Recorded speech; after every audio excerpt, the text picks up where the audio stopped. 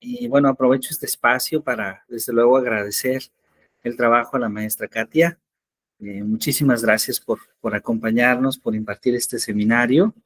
Y estoy seguro, Emilio, que deseo que lo estés disfrutando, que también Ari lo esté disfrutando. Eh, ¿Qué es lo que sigue en el cierre de cuatrimestre? Solo como un anuncio general. Lo que sigue es lo que llamamos el taller de investigación, Emilio. Y en este taller de investigación nos reunimos todos los estudiantes de la universidad los días 12, 13, 19 y 20 de diciembre. O sea, mañana, el sábado por la mañana, el próximo viernes y el próximo sábado. El viernes es de las 7, perdón, de las 6 a las 7:30 y el sábado es de las 8 a las 9:30. Entonces, bueno, esperamos que nos acompañes. Creo que será también interesante que puedas participar y conocer a otros estudiantes de la universidad. Así que tanto a ti como a Lee, los esperamos con mucho gusto. Muchas gracias. Bueno, por ahí ya compartimos en el grupo el link, entonces nos vemos el día de mañana y pues muchísimo éxito, mucho éxito, profesora Katia, un placer saludarle y muy bonita tarde. Muchas gracias, doctor, por sus palabras. Muy agradecida también por el espacio que usted me brinda en este seminario. Y pues ya estamos justamente en nuestra última sesión. Espero que todo lo que hemos adquirido de conocimiento, por lo menos en las primeras 2 sesiones, les funcione a los alumnos. Y esta tercera sesión va a estar muy interesante porque vamos a estar analizando lo que son las autoridades en materia penal. Entonces, les va a servir mucho también para la parte del litigio. Muy amable, doctor. Muy bien, pues, muchísimas gracias, mucho éxito y hasta luego. Gracias, hasta luego. Hasta luego. Emilio, muy buena tarde, un gusto saludarte. ¿Cómo te encuentras? Buenas tardes. Bien, vengo del doctor, de hecho. Okey, por ahí supe que tuviste un accidente, vi que lo publicaste en el Ah, grupo, sí, ¿cómo sigues? pues ya hoy me retiraron los puntos, fueron 12 puntos, pero una parte de mi piel se pudrió, digamos, sí se pudrió, se murió. Y hoy fue a que me volvieran a coser, ella fue menos, ya. Vengo, de hecho, de ahí. Okey, okey, entonces sí fue, pues, una, situación, pues, compleja. ¿Te Sí, pasó algo? ¿Fue un accidente en auto? ¿Cómo fue? fue en moto, yo, no, pues nueva la moto, la acabamos de comprar, del año, Ah, ya. para que ya del año. Y nomás saliendo de mi casa, un loco pasó, me pasó a chocar. Ujú. Y pues el Ok. golpe me tiró, me abrí la cabeza, el cuello tuve un deslince, la pierna igual me la lastimé, pero pues allá, estoy bien. Nada más que sí se me Ay, pudrió la Emilio. piel de la cabeza y pues me quedó un hoyito que tuvieron que otra vez que cerrar con 4 puntadas, pues ya fue menos. Y pues ahorita apenas voy para mi Oh, casa, de hecho vengo manejando. okey, Emilio. No, pues la verdad fue una situación, la verdad muy lamentable. Espero de verdad que tengas una pronta recuperación. Así son las heridas, las lesiones, hay que dejar que, cicatricen, con el tiempo. Y pues bueno, espero de verdad que no haya como alguna secuela, posterior, pero, pues todo el éxito del mundo, de verdad espero que te puedas recuperar pronto. Y pues bueno, también va a haber un lapso de vacaciones también para que tú puedas, descansar apropiadamente. Bueno, eso sí es que no tienes por ahí alguna otra actividad que te lo impida, pero pues sí preferible descansar por lo menos las 2 semanitas, obligatorias, ¿no?, del mes de diciembre. Pero que te No, ni recuperes pronto, descansé, Emilio. ni descansé porque toda la semana me la pasé trabajando, desde que Ay, me... Emilio, no, Por favor, tienes que ya, descansar. no, si descansas más te sientes mal. Yo no aguanté, No, yo el pues sí. segundo día yo andaba moviéndome yo, ¿para qué? No, pues sí me imagino, cuando estás en actividad, el hecho de estar en reposo o sea, parece imposible, pero sí para lesiones es muy importante reposar, en casa para que justamente pueda cicatrizar más pronto, para que también internamente, pues, pueda sanar de una manera más pronta. Por lo menos sí date, 2 semanas, digo, si está en tus posibilidades, en las 2 semanas, digamos, del 24 y el 31, procura descansar para que te recuperes más pronto, porque a veces cuando estás en actividad, internamente no sanas y ya después de un tiempo empiezan a surgir más problemas de salud. Entonces, pues sí procura por ahí unas 2 semanitas, por lo menos, para que te recuperes al 100. Muy bien. Vamos a ver. Muy bien, Emilio. Pues bueno, vamos a dar inicio a esta sesión. Con esto culminamos el seminario de Derecho Penal. Recapitulando un poquito, estuvimos analizando en la primera sesión, pues, las generalidades, ¿no? Lo que implica, justamente esta materia como un marco introductorio. La semana pasada, estuvimos analizando también cuestiones importantes en cuanto al proceso, los actores que participan dentro de esta materia penal. Y esta última sesión está enfocada en analizar las autoridades que tienen que ver justamente con el derecho penal. Entonces, vamos a ver esos puntos de contacto con la ciudadanía, vamos a analizar algunos ejemplos, es decir, cómo interviene esa autoridad para casos concretos, para esas situaciones que pasan en el día a día, como el tema de un robo, quiénes son los primeros que intervienen en cuanto a las autoridades. Y esto pues a ustedes les va a facilitar muchísimo más la comprensión y a dimensionar, ¿no? Todo lo que implica esta materia del derecho penal, que es sumamente amplia. Me hubiese gustado dentro de este seminario que analizáramos como de manera puntual los delitos, pero la verdad es que sí es un campo extenso. Eso quizá en una segunda parte, por lo que estuve checando dentro de su de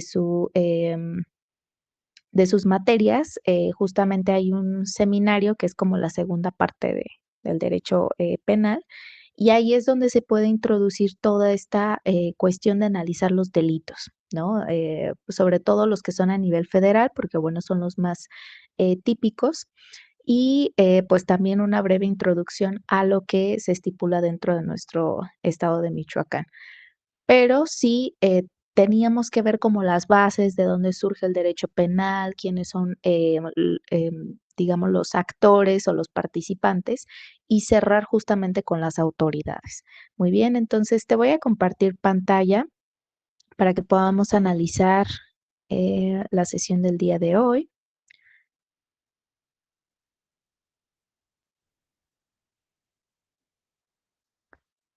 Muy bien, Emilio, coméntame, ¿puedes, visualizar la presentación? Sí, Excelente, sí. muy bien.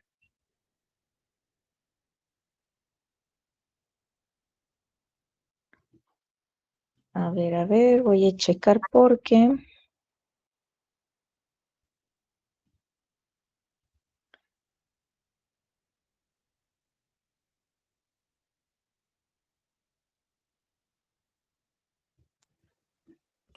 Mientras llego a mi casa. muy bien. Ok, muy bien. Nuevamente puedes indicarme si puedes visualizar la presentación, Emilio, de favor. Sí. Perfecto, muy bien. Bueno, entonces, esta tercera sesión está enfocada al tema de las autoridades del sistema penal.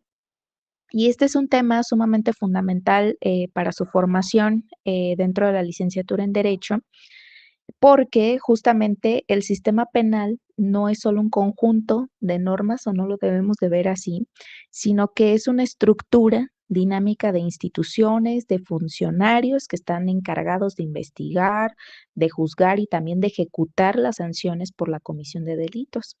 Entonces, dentro de los puntos que vamos a estar desarrollando dentro de esta última sesión del seminario, es analizar primeramente el concepto de lo que significa el sistema penal acusatorio. Vamos a entender qué es, cómo se puede diferenciar del sistema tradicional, ¿no? Que regía anteriormente en nuestro país. También vamos a estar analizando las autoridades de investigación, que es como la columna vertebral del inicio de un proceso, es decir, el Ministerio Público, que es en cuanto a su rol, ¿no? Como director de una investigación y representante de la sociedad. También dentro de estas autoridades de investigación se localiza la Policía de Investigación, que es como ese apoyo técnico científico que va a ejecutar actos de investigación bajo el mando del Ministerio Público. Entonces, otras autoridades que también vamos a analizar son las jurisdiccionales. Estas están encargadas básicamente de la administración de justicia. Va a haber un juez de control, un tribunal de enjuiciamiento, un juez de ejecución de sanciones. Y finalmente hay otro tipo de autoridades que también son relevantes a nivel de la materia penal. Por ejemplo, el papel de la Defensoría Pública, ¿no? Y de la víctima como parte esencial del sistema. Entonces, en esta sesión básicamente vamos a comprender que el derecho penal, digamos que cobra vida a través de estas autoridades y ellas son las que van a aplicar la ley, van a resolver los conflictos, garantizar el debido proceso y en última instancia van a materializar la justicia. Entonces, es importante para ustedes comprender quién hace qué y cómo interactúan estas autoridades para que puedan ejercer eficazmente pues la profesión en la cual se encuentran en este momento, ya sea como fiscales, como defensores, como litigantes, pero sí identificar cuál es la función de cada una de ellas.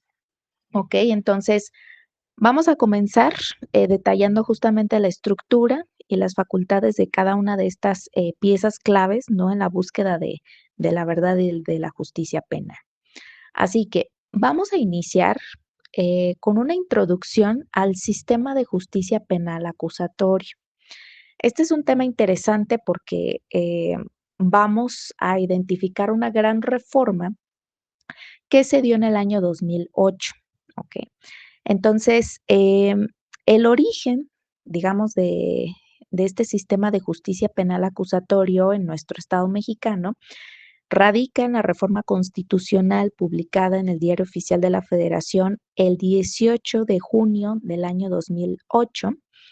Y esta reforma principalmente modificó diversos artículos de la Constitución Política de los Estados Unidos mexicanos y el más relevante fue el artículo 20, que establece las nuevas bases del nuevo procedimiento penal y los derechos de las partes.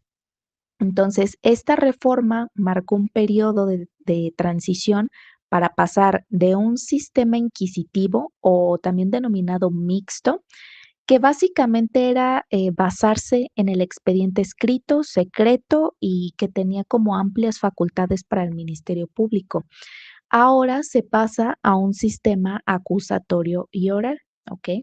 Entonces, aquí se estableció ya un plazo de 8 años, ¿no? Para que este nuevo sistema se pudiera implementar en todo el país, que básicamente concluyó hasta el año 2016, o sea, sí fue un cambio eh, a nivel constitucional muy profundo y que obviamente para poderlo replicar a todo lo largo y ancho del país, pues sí llevó bastante tiempo en capacitar, en capacitar a los operadores para que comprendieran este nuevo sistema.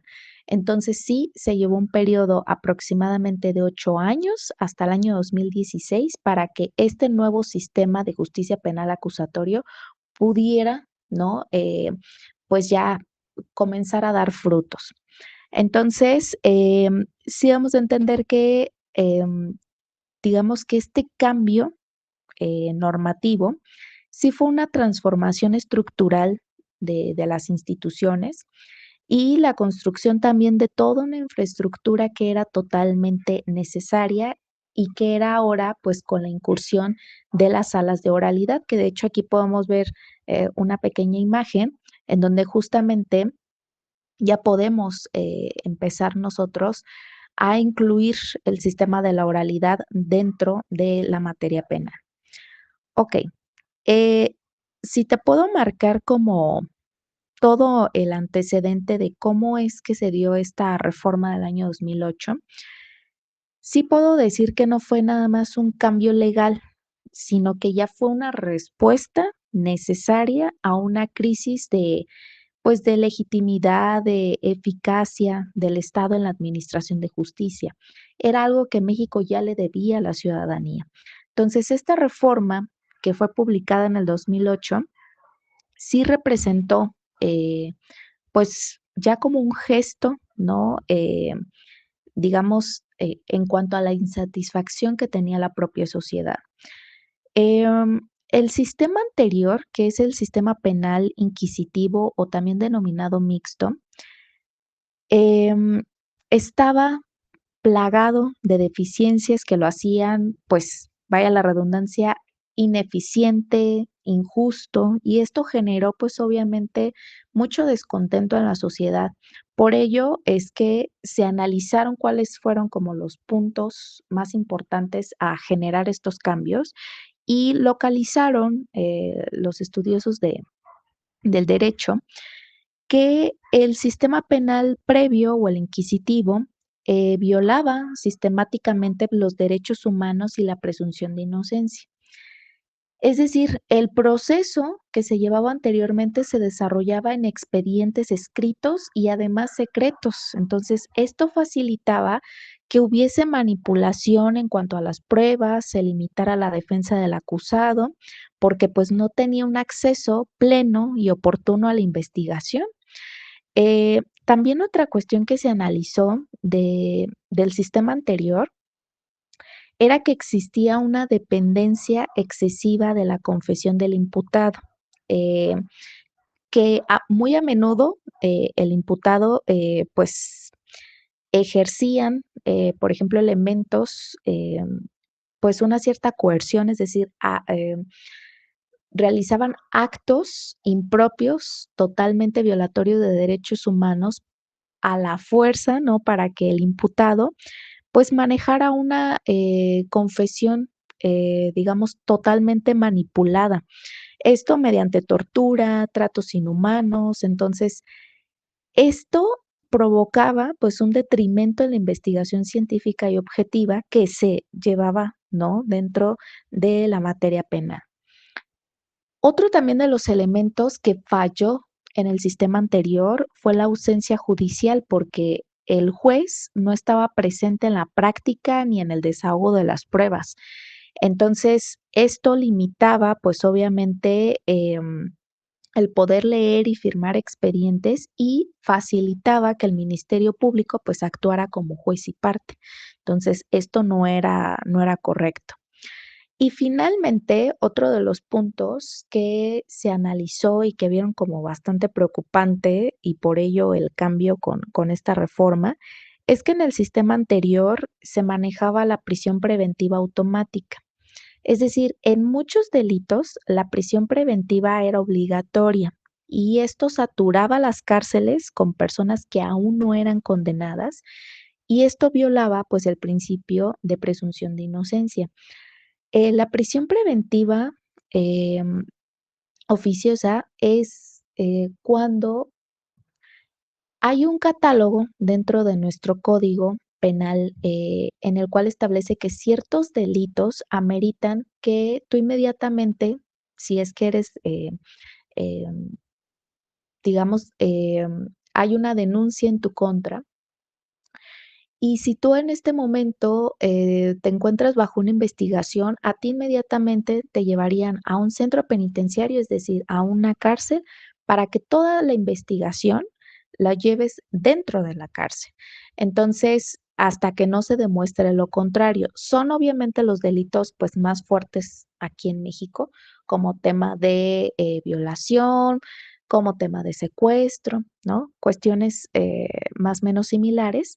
Y este tipo o este catálogo de delitos que ameritan justamente esa prisión preventiva es llevar todo su proceso dentro de la cárcel para que hasta que se declare culpable o inocente, pues bueno, si es declarado inocente, pues pueda salir de la cárcel. Pero aquí la situación era que obviamente esto iba en contra de sus derechos humanos, porque ¿cómo le vas a reintegrar a una persona tanto tiempo que estuvo privado de la libertad? O sea, todavía sigue siendo un debate. De hecho, desde que se hizo esta reforma, la pretensión inicial era eliminar esta figura de la prisión preventiva para que pues obviamente todas las personas pudieran tener su proceso, su juicio, pues fuera, ¿no? En libertad. Pero la verdad es que la Suprema Corte de Justicia de la Nación ha sido como bastante resistente, muy tradicionalista en este sentido, y no ha permitido, pues, eliminar esa figura, ¿ok? Entonces, pues bueno, esto para tenerlo en consideración.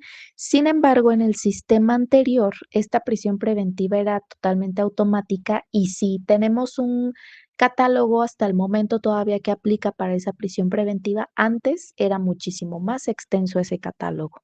Entonces, pues esto definitivamente, de acuerdo a los derechos humanos, era totalmente violatorio. Por eso la modificación. Otra de las cuestiones que también se analizó en el sistema anterior fue la ineficiencia y la corrupción institucional, sobre todo en la figura del Ministerio Público. Lo que he comentado hasta el momento, en cuanto a no poderles prestar, brindar información respecto al expediente de una persona, de un imputado, esto era obviamente manejado por el Ministerio Público. Entonces, el hecho de que lo mantengan en secreto, estamos hablando de que el Ministerio Público tenía justamente un poder pues bastante amplio. Entonces, esta figura del Ministerio Público sí empezó a concentrar prácticas de corrupción, ineficiencia en la integración de averiguaciones previas y también mucha dilatación en las investigaciones. Así que en este sentido se le disminuyó de una manera importante, pues justamente ese poder que tenía de investigar, de acusar y de determinar la culpabilidad de una persona.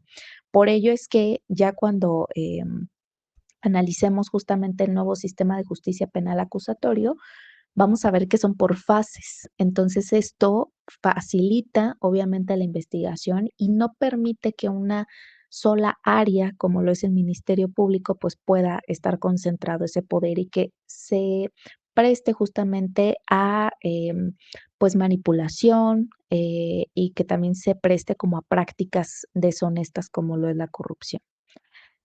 Y esto obviamente trae consigo que hubiese pues mucha lentitud en los procesos, porque si actualmente un proceso penal obviamente va a depender mucho de las circunstancias, pero siguen siendo más o menos largos, anteriormente eran de muchísimos años. Entonces, por eso nuevamente enlazando esta idea con la prisión preventiva oficiosa, imagínate pasar aproximadamente de 5 a 10 años dentro de un centro penitenciario, es decir, dentro de una cárcel, y que al final te declaren inocente. ¿Cómo te van a restablecer ese tiempo que te mantuvieron ahí adentro? O sea, es una cuestión bastante preocupante. Entonces, pues bueno, esto fue algo que se pudo remediar gracias a la integración del nuevo sistema de justicia penal acusatorio. Se acota mucho la lista de la prisión preventiva oficiosa. Muy bien. Em, Dentro de las motivaciones y de los ejes del cambio de esta gran reforma del año 2008, pues fue justamente revertir todas esas fallas que hemos comentado hasta el momento para responder a dos grandes presiones. Había primeramente una presión social por el tema de la seguridad y la confianza, porque pues obviamente la gente comentó en su momento este combate a la impunidad, porque cuando crece la inseguridad y los altos índices de impunidad, pues el objetivo principal fue crear un sistema que fuera más ágil, más transparente, ¿no? Que pudiera resolver los casos de una manera más efectiva. y se buscó que la ciudadanía pues pudiera presenciar los juicios a través de la publicidad para poder verificar esa actuación de los jueces, los fiscales, los defensores, ¿no? Para poder intentar legitimar las resoluciones judiciales. Entonces, el primer punto o la primer gran presión para este cambio al nuevo sistema de justicia penal acusatorio fue la presión social.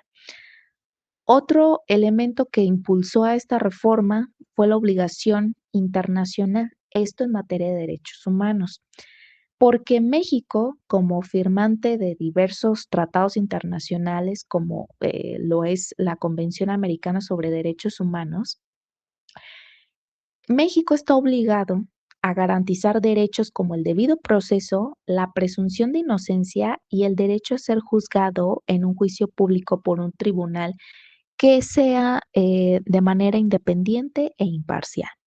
Entonces, la reforma del año 2008 y posteriormente en materia de derechos humanos hay una reforma también sumamente relevante que es la del año 2011, pues fue justamente una medida para poder alinear ese marco normativo mexicano con los estándares internacionales, para poder reconocer que el sistema anterior pues estaba en un retraso histórico, ¿no? En materia de protección, pues de garantías fundamentales.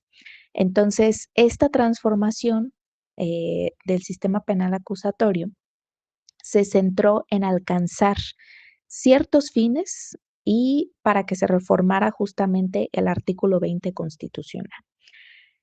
Dentro de las cuestiones más importantes a resaltar que se integra dentro del artículo 20 constitucional es que a través de este sistema de justicia penal acusatorio se implementa el esclarecimiento de los hechos, es decir, ya se busca en este nuevo sistema la verdad material de manera objetiva, también la protección del inocente, porque antes se dejaba totalmente en el olvido. ¿Por qué? Porque ya se empieza a reforzar la presunción de inocencia como regla de tratamiento y de prueba. Es decir, tú eres inocente hasta que se demuestre lo contrario y no al revés de que eres culpable hasta que se demuestre lo contrario, ¿no? Entonces, en este sentido, pues responde a demandas internacionales. Otra cuestión que también se implementó en el artículo 20 constitucional es procurar que el culpable no quede impune. Es decir, se mejoró o se está mejorando los métodos de investigación y de litigación. También algo que se integra es en relación a la reparación del daño, es decir, se reconoce y se garantiza plenamente los derechos de la víctima, ¿ok? Y que debe de ser una reparación del daño totalmente íntegramente económica, sino analizar cuestiones psicológicas, físicas, ¿no? Esto para que, pues bueno, la víctima pueda, ¿no? Salir adelante. Y el último elemento también importante a resaltar del artículo 20 constitucional con este nuevo sistema de justicia penal acusatorio es la aceleración de la justicia, porque se crearon los famosos mecanismos alternos de solución de controversias, como el tema de la mediación, los acuerdos reparatorios, para poder evitar un juicio, ¿no? En delitos menores y permitir que la justicia penal pues se concentre únicamente en casos de alto impacto.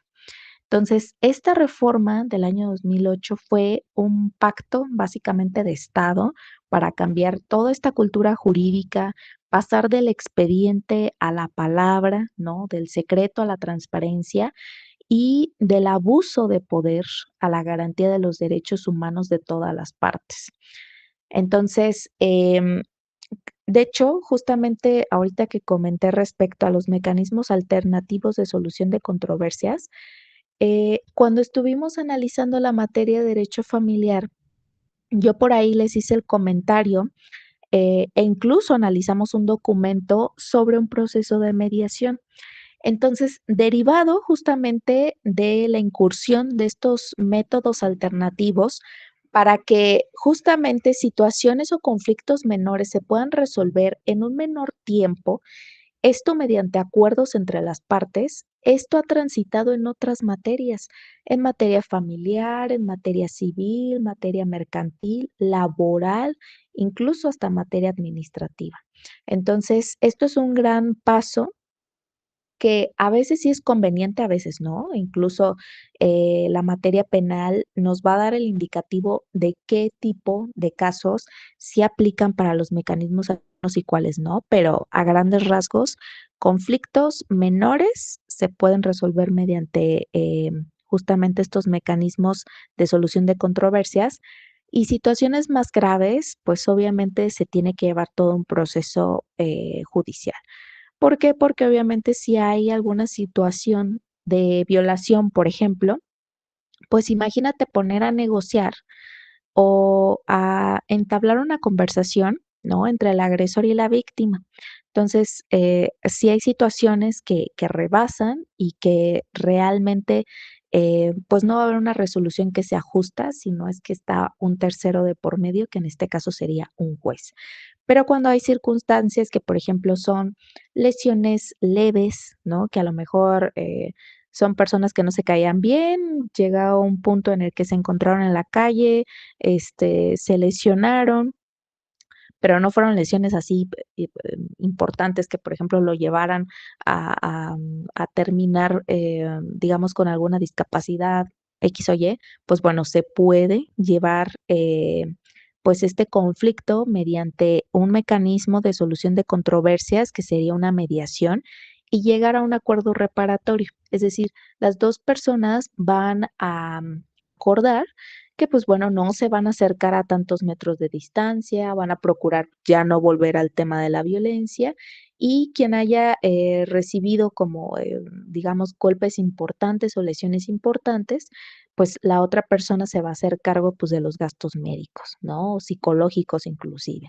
Entonces, este tipo de medidas sí han sido importantes para generar economía procesal, es decir, para que se evite llevar un proceso más largo cuando hay circunstancias que se pueden llevar de una manera más pronta. Y esto lo que genera es que no haya cargas excesivas, ¿no? Dentro del sistema penal y que, pues bueno, esto pueda justamente centrarse únicamente en los casos que sí ameritan, pues, digamos, una investigación más profunda.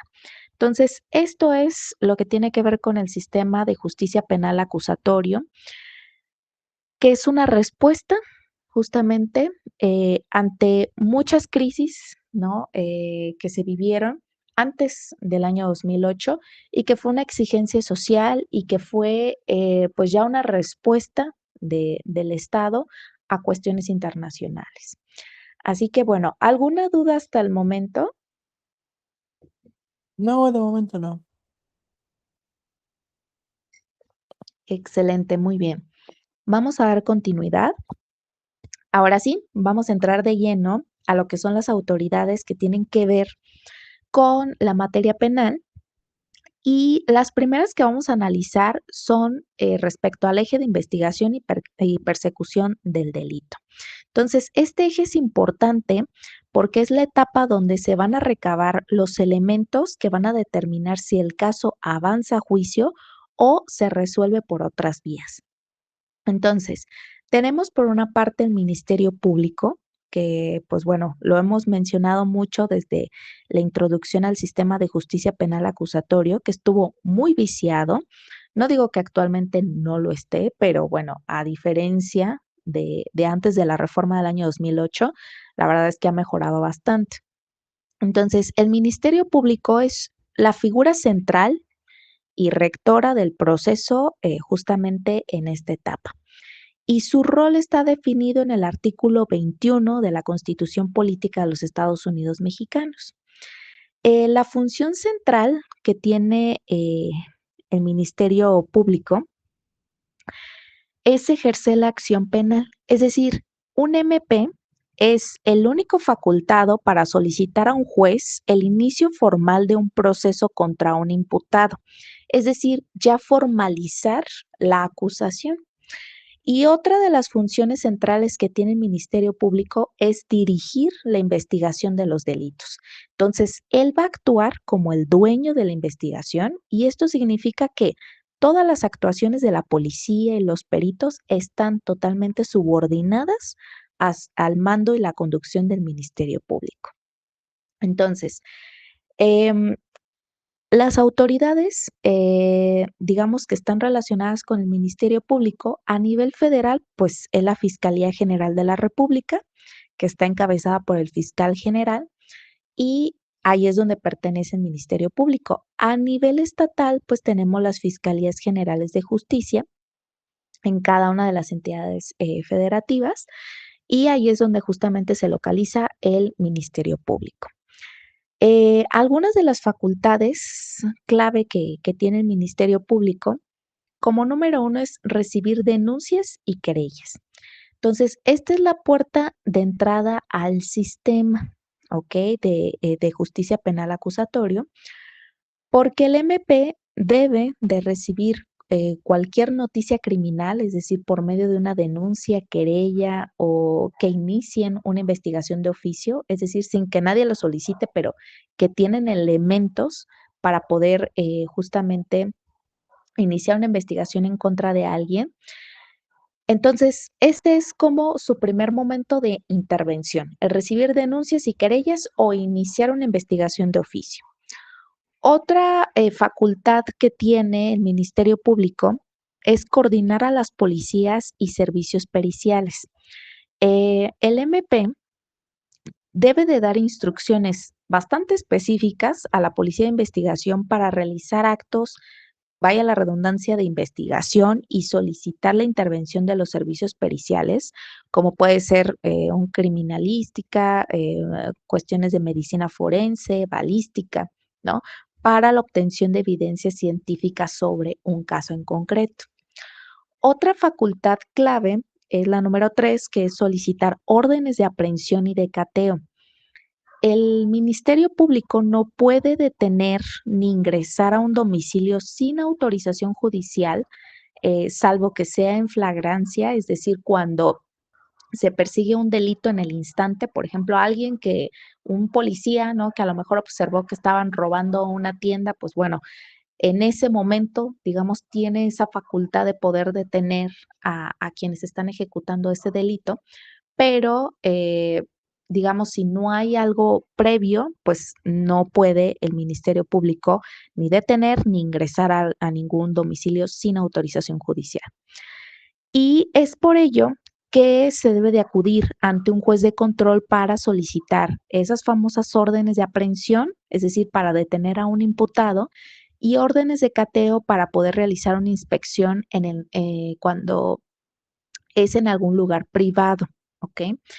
Em, Como punto número 4 de las facultades del Ministerio Público es proponer salidas alternas y formas de terminación anticipada. Es decir, en el sistema de justicia penal acusatorio, lo que busca es resolver conflictos, ¿no?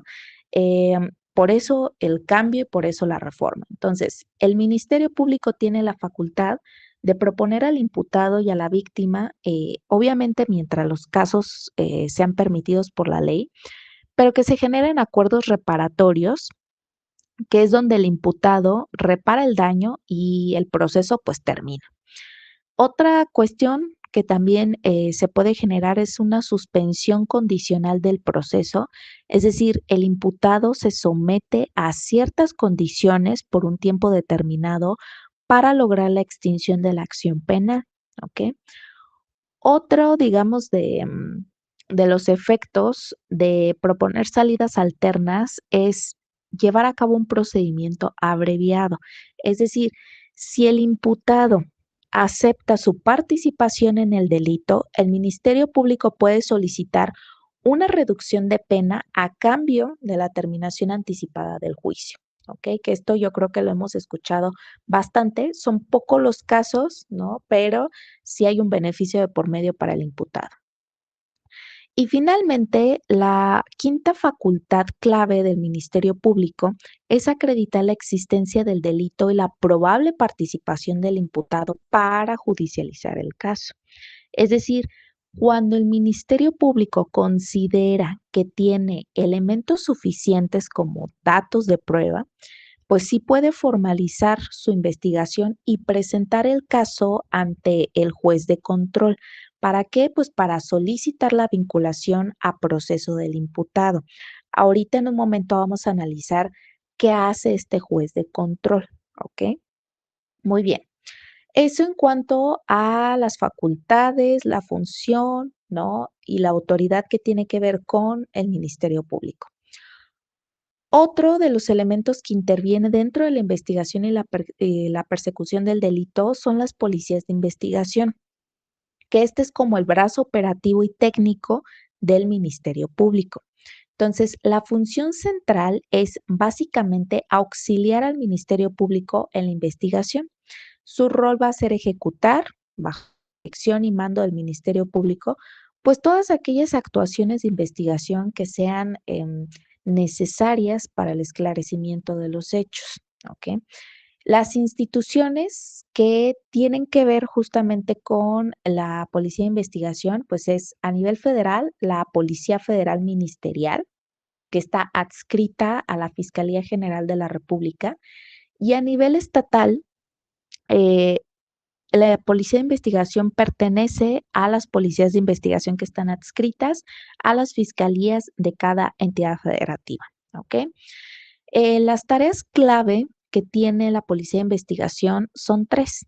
La primera es la recolección de indicios y preservación del lugar de los hechos, es decir, generar la cadena de custodia.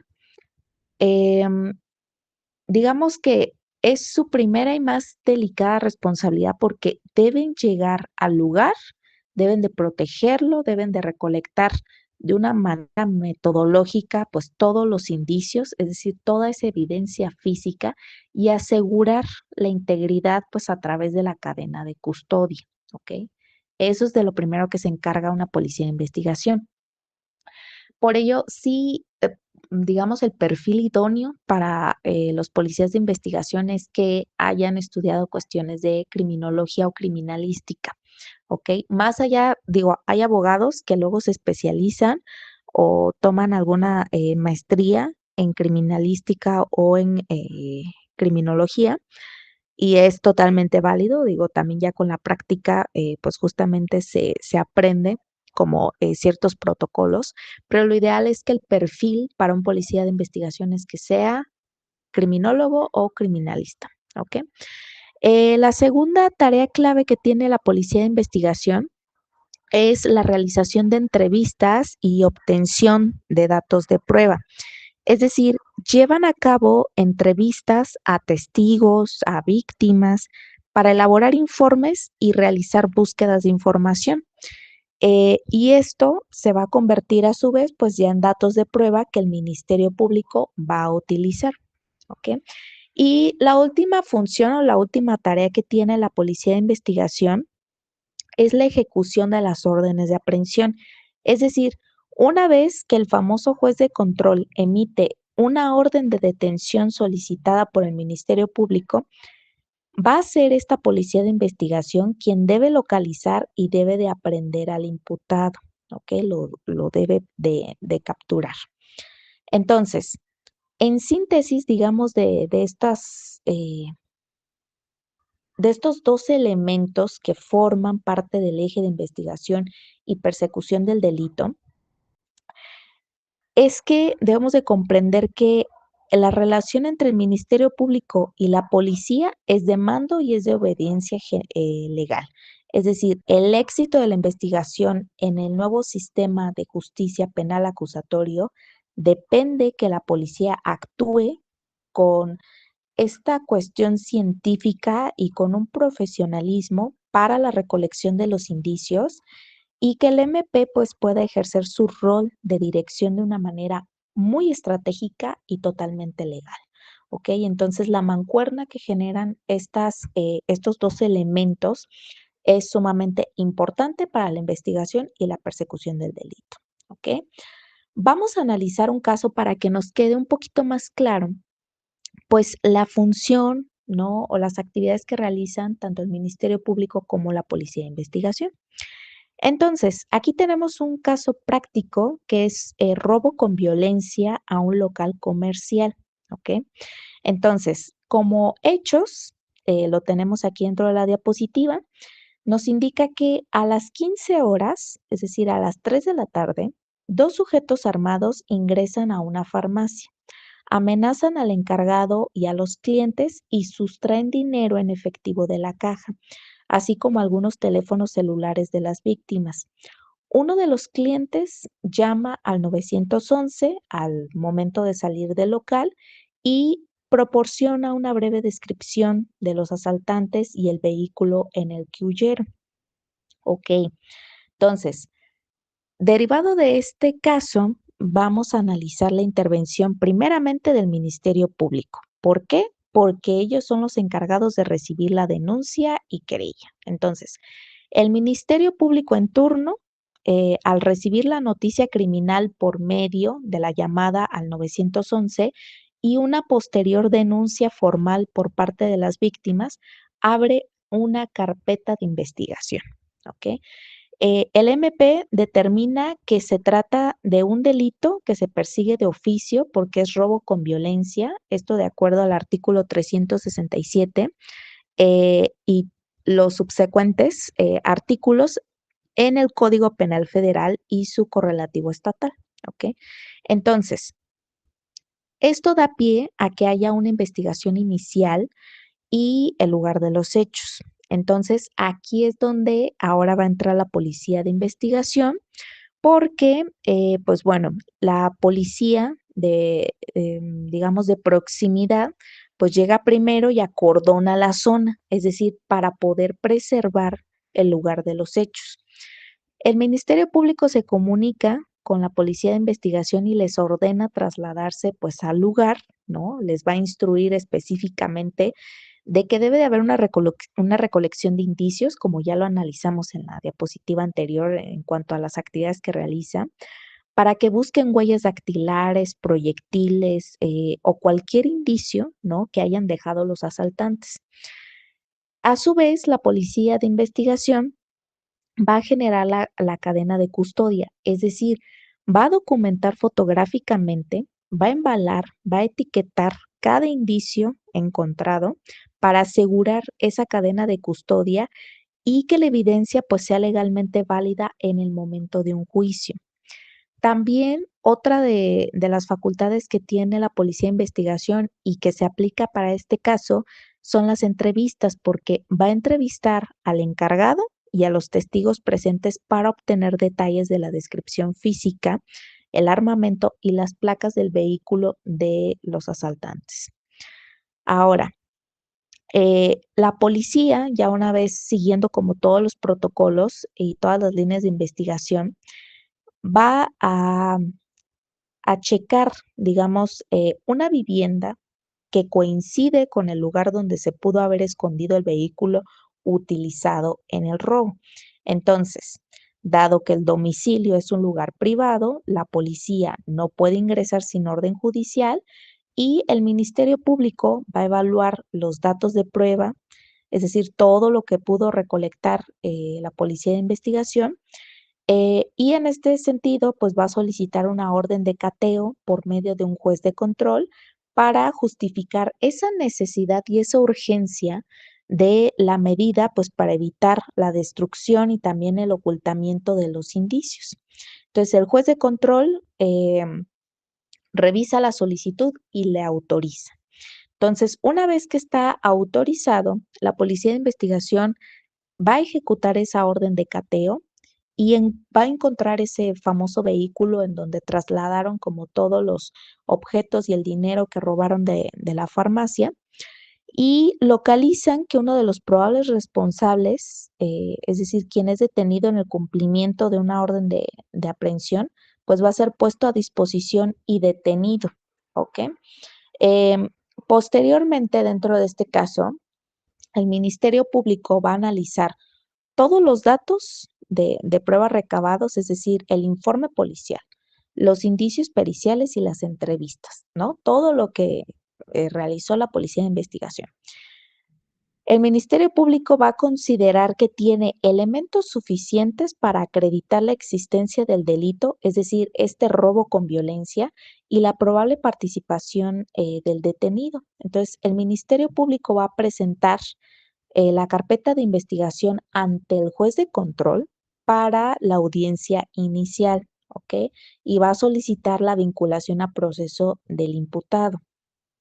Ahora, así es, digamos, como la intervención que tiene justamente el Ministerio Público y la Policía de Investigación para este caso en concreto, que va a culminar, por lo menos para este caso, pues hasta que se lleva la carpeta de investigación con el juez de control, ¿ok?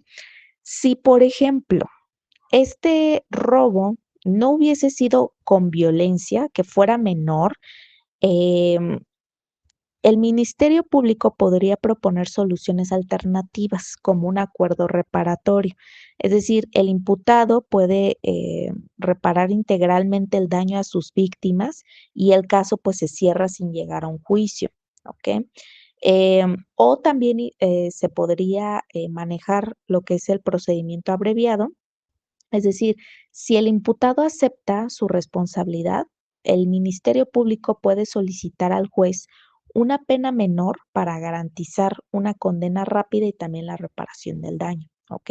Entonces, aquí hay de dos, ¿no? Pero digamos, si fueran en circunstancias menores, estas podrían ser las posibles soluciones alternas mediante la intervención de un Ministerio Público, un acuerdo reparatorio o un procedimiento abreviado.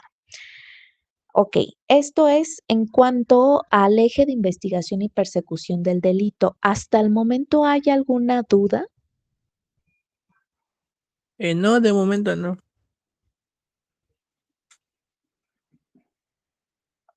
Ok, muy bien. Si por ahí van surgiendo dudas, yo no tengo ningún problema en que, pues bueno, en tu caso, puedas justamente levantar tu micrófono y comentármelo en el momento. Yo no tengo ningún problema con las interrupciones, al contrario, aquí lo importante es como aclarar todas las dudas posibles, ¿vale? Sí, está bien. Entonces, perfecto, Emilio. Entonces, esto es lo relativo a esta primer autoridad o autoridades que tienen que ver con la parte de investigación y persecución del delito. Vamos a pasar al eje jurisdiccional, que son los encargados de la impartición de justicia. ¿Ok? Tenemos ahora sí justamente lo que es el famoso juez de control, ¿no? Que ya lo estuvimos como que mencionando mucho dentro de todo este nuevo sistema de justicia penal acusatorio y también en cuanto a la relación que tiene el Ministerio Público con el juez de control. Y es que el juez de control es el famoso garante, ¿no? De los derechos humanos y el debido proceso durante las fases de investigación e intermedia. Entonces, su intervención lo que busca es asegurar que el Ministerio Público y la Policía de Investigación, que fue lo que analizamos en el eje pasado, actúen siempre dentro del marco legal y constitucional. Ese es su principal objetivo. ¿Ok? Entonces, su función central es vigilar la legalidad y el respeto a los derechos fundamentales en la etapa de investigación e intermedia. Hay algunos actos clave que tiene el juez de control. El número 1 es controlar la legalidad de la detención, es decir, en la audiencia inicial, si una persona fue detenida en flagrancia o caso urgente, que era lo que te comentaba cuando una persona está robando en el instante, un policía logra detectarlo, lo persigue, lo captura, ¿no? Eso es que sea justamente una situación en flagrancia. Entonces, aquí, justamente esta primera actuación que tiene un juez de control en cuanto a controlar la legalidad de la detención, si el juez revisa que la detención inicial se realizó conforme a la ley, eh, digamos, todo está ok. Pero si hubo alguna circunstancia que fuera en detrimento de los derechos humanos de la persona que se está capturando, justamente o se está deteniendo en flagrancia o en caso urgente, va a generar justamente medidas conducentes para que, pues bueno, se le pueda, ¿no? Digamos, ya no haya una repercusión más grave para esta persona por, pues ahora sí que ir en detrimento de sus derechos fundamentales. Em, si también, digamos que hubo una detención ilegal, lo que puede generar el juez de control es ordenar pues la libertad inmediata, ¿no? De esta persona. La actuación número 2 que tiene el juez de control es presidir la audiencia inicial e imputar. Es decir, el juez va a escuchar como toda la formulación de la imputación por parte del Ministerio Público, es decir, ya cuando le entrega esta carpeta de investigación, y va a determinar si existen datos de pruebas suficientes para dictar la auto de vinculación a proceso con la cual ya se va a formalizar el procedimiento penal, ¿ok? Entonces, sí, primero es hacer un análisis muy profundo de toda la carpeta de investigación que le va a presentar el Ministerio Público. La tercera actuación de un juez de control es determinar la medida cautelar, es decir, va a resolver sobre la necesidad y proporcionalidad de imponer medidas cautelares al imputado. Por ejemplo, una garantía económica, la prohibición de salir del país, ¿no? O como medida excepcional, pues la prisión preventiva oficiosa, que es llevar tu procedimiento dentro de una cárcel. La cuarta actuación que tiene un juez de control es resolver sobre el plazo de cierre de la investigación, es decir, va a establecer el tiempo que tiene el Ministerio Público para concluir su investigación complementaria. ¿Ok? Esto es importante para no dilatar el procedimiento y que esto pues obviamente afecte al imputado porque pues hasta este punto no se sabe si es culpable o inocente. Entonces, para no dilatar en ese sentido, solamente él va a poder establecer un tiempo específico para investigación complementaria en donde el Ministerio Público pueda presentar más pruebas sobre su culpabilidad, ¿no? Em, la quinta actuación que tiene un juez de control es autorizar técnicas de investigación que afecten derechos fundamentales. Como pudimos analizarlo en el caso práctico, el juez de control es quien autoriza cateos, ¿no? La intervención de comunicaciones privadas o incluso medidas más intrusivas. Entonces, esto sí debe de ser analizado de una manera muy profunda por parte de un juez de control, porque si autorizan una medida, eh, que sea como muy lastimosa, digamos, para el ciudadano, sí puede haber una repercusión muy grande. Entonces, cada una de estas autorizaciones de cateo, de intervención de comunicaciones privadas, por ejemplo, que entren a tu celular para checar cuál fue la última persona con la cual tú te comunicaste, para checar mensajes, etcétera.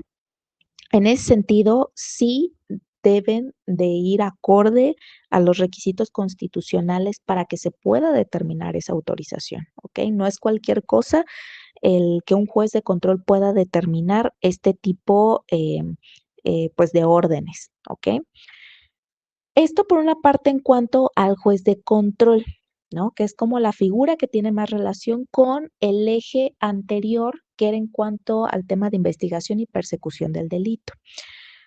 Otro elemento que tenemos en este eje jurisdiccional es el Tribunal de Enjuiciamiento. Este es un órgano jurisdiccional que resuelve de manera definitiva la controversia penal, es decir, su función principal es conducir el famoso juicio oral y dictar sentencia. Eh, ¿Cómo se conforma este tribunal de enjuiciamiento? Pues generalmente se integra por un solo juez o un tribunal colegiado que un tribunal colegiado se refiere a que están 3 jueces, por eso es que es colegiado, porque es la integración de varias personas. Y dependiendo de la gravedad o complejidad del delito y de la legislación estatal o federal aplicable, así es como se va a poder integrar. Si es una situación que no amerita como, digamos, tanta complejidad de análisis, lo puede hacer un solo juez y si no, tendrá que ser colegiado, es decir, la integración de 3 jueces, ¿ok? Las actuaciones clave que tiene este tribunal de enjuiciamiento, número 1 es presidir la audiencia de debate, es decir, del juicio oral, y este es el encargado de poder dirigir y moderar el desahogo de las pruebas y la confrontación de los argumentos que emite la fiscalía y que emite la defensa del imputado. Como segunda actuación es valorar las pruebas desahogadas en su presencia, que esto responde al principio de inmediación. Entonces, este es un acto esencial del sistema de justicia penal acusatorio, porque el tribunal solo puede valorar las pruebas que fueron presentadas y que fueron debatidas ante ellos, ¿no? Directamente por los testigos, por los peritos y documentos. Entonces, no pueden basar, digamos, su decisión en el expediente únicamente de investigación que le dio en su momento, pues, el Ministerio Público. Tienen que, además de tenerlo, digamos, el expediente, es que la persona que, por ejemplo, dio una declaración lo diga en ese momento de viva voz, ¿ok? Por eso es el tema de la oralidad para que se pueda comprobar en ese momento si lo que dice en papel coincide, ¿no? Con, pues, la palabra de la persona. Y finalmente, la última actuación de este tribunal de enjuiciamiento es emitir el fallo, es decir, ya generar una sentencia de condena o de absolución. Entonces, después de que se hace toda una deliberación, el tribunal emite su fallo, que aquí ya es la decisión sobre la culpabilidad o la inocencia, y en su caso va a dictar la sentencia que va a establecer la pena y la sanción aplicable, ¿no? Al caso en concreto.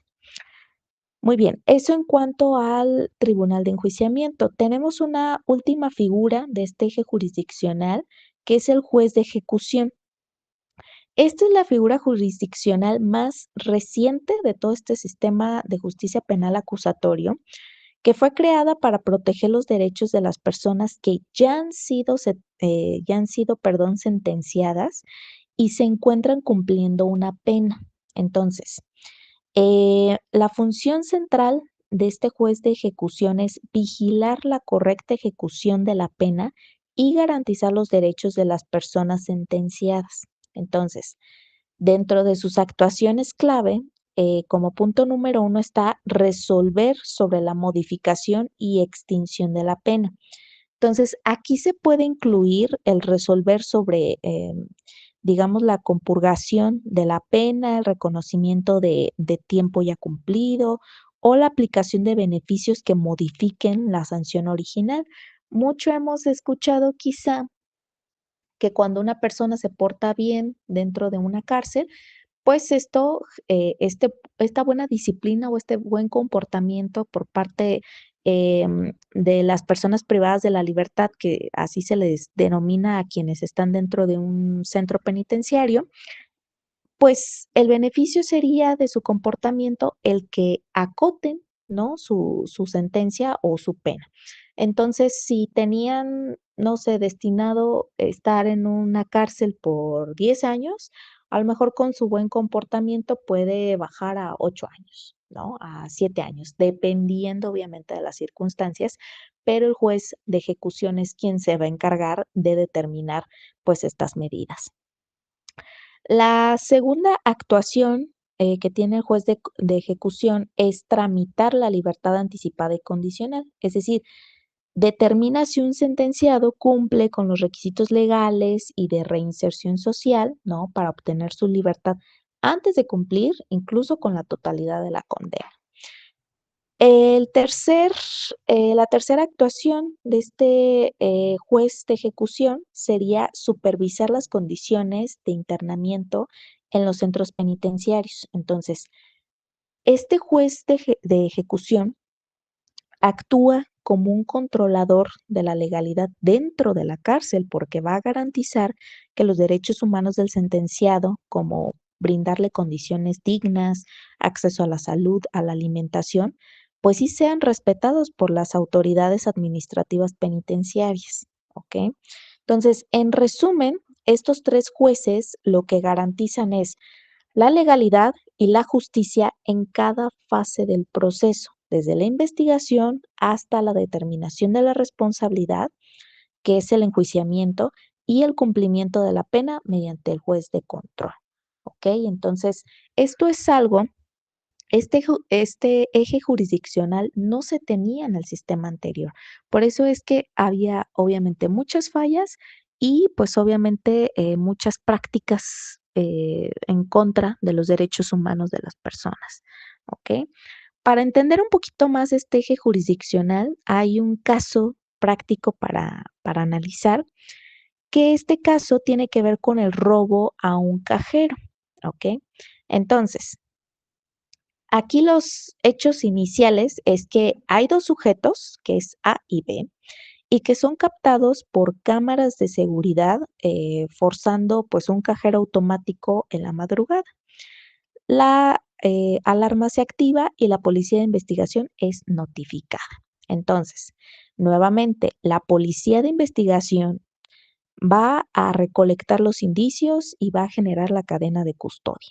Entonces, la policía de investigación acude al lugar de los hechos, recolecta los fragmentos de herramientas, huellas dactilares, registra los videos de seguridad y se va a asegurar de que cada indicio pase por una cadena de custodia impecable, ¿ok? Es decir, que no se vaya como que a alterar nada. Posteriormente, esto va a pasar pues al Ministerio Público para efecto de que analice como todas esas pruebas que generó la Policía de Investigación y que efectivamente pues se hayan llevado conforme, ¿no?, a la normativa aplicable. Ya posteriormente, y como lo analizamos en el eje jurisdiccional, si es el caso aplicativo, pues se va a generar una orden que tiene que ser autorizada por el juez de control, ¿no? Por eso la vinculación o el que nosotros tengamos muy presente esta relación del eje de investigación y persecución del delito con el eje jurisdiccional, ¿no? Que es de impartición de justicia. Todo va de la mano y todos son como fases consecutivas. Entonces, para este caso en concreto, le va a solicitar justamente el Ministerio Público a un juez de control, pues justamente que se le autorice, ¿no? En este caso, pues una orden. O incluso hasta se puede ejecutar una orden de cateo, ¿no? Para ir a los domicilios justamente de estos dos sujetos para que pues se pueda llevar a cabo su aprehensión. Entonces, aquí el resultado más próximo es que el Ministerio Público va a obtener pruebas más sólidas, incluyendo pues el dinero que fue, que pudiera ser, ¿no?, como parcialmente recuperado, las herramientas que sean coincidentes y la identificación pues de los dos sujetos que están actuando justamente en este delito. El MP va a judicializar el caso y solicita pues la audiencia inicial. Entonces, aquí ya entra la actuación del juez de control. Nuevamente, digo, una primera instancia, el juez de control va a autorizar justamente la orden de cateo, ¿no?, para la aprehensión de estos dos sujetos, pero también lo que va a generar el juez de control, pues va a ser controlar la detención y el cateo. Entonces, va a revisar si la detención que hubo para la persona A y B, pues fue conforme a derecho, ¿no? Y que todos los indicios que se llegaron a obtener, pues fueron justamente de manera legal. Entonces, posteriormente, el juez de control va a determinar medidas cautelares, es decir, va a escuchar a las partes, el Ministerio Público va a solicitar la prisión preventiva justificada, ¿no? Esto probablemente por un riesgo de fuga, y el juez va a decidir si imponer prisión preventiva para argumentar que el riesgo, ¿no?, de fuga y el impacto social del delito así lo justifique, ¿ok? Otra cuestión en la cual va a intervenir el Ministerio Público es que le puede ofrecer digamos, a los sujetos A y B, pues una salida alterna. El Ministerio Público en este caso la víctima, que sería pues el banco, ¿no? Porque el cajero pertenece justamente a un banco, eh, les va a ofrecer una medida para que lleguen a un acuerdo con, en este caso, los imputados. Es decir, si aceptan la responsabilidad y se comprometen a pagar una reparación del daño inmediata, el MP puede solicitar incluso hasta un procedimiento abreviado, ¿ok? Posteriormente, el juez de control va a autorizar el procedimiento abreviado, ¿no? Los sujetos, digamos, serán sentenciados a una pena reducida a cambio de la aceptación del delito que están cometiendo y pues el caso ahí terminaría, ¿ok? Entonces, em, sí es importante justamente que podamos nosotros identificar el alcance.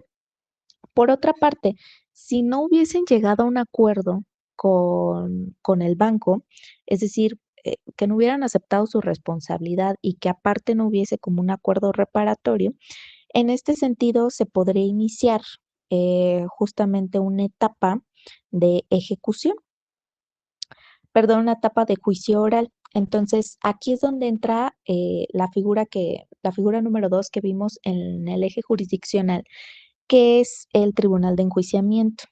Entonces, el MP puede presentar medios de prueba que considere pertinentes, ¿no? Como testigos,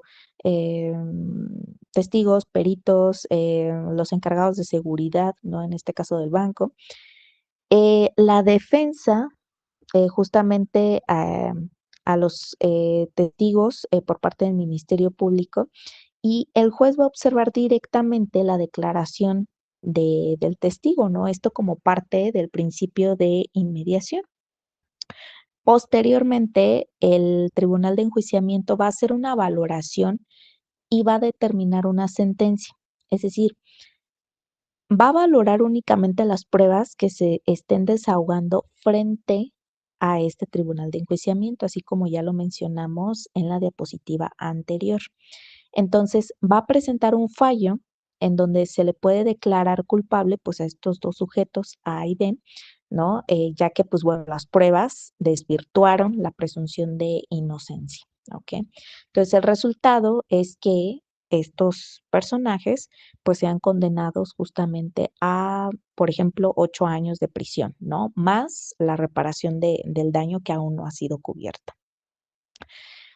Esto nos lleva consecuentemente a el último elemento del eje jurisdiccional, que es el juez de ejecución, porque para estos dos sujetos en particular, pues bueno, un juez de ejecución va a visitar el penal, ¿no? Para que se asegure de que, pues bueno, los sujetos A y B pues tienen condiciones dignas, que tienen acceso a actividades de reinserción.